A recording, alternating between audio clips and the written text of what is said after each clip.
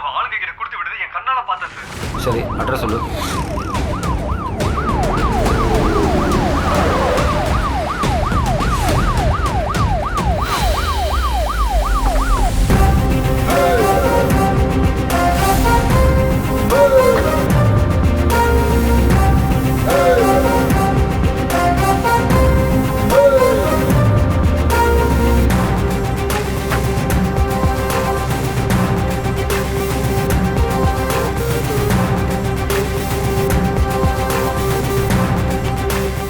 வணக்கங்க ஐயா.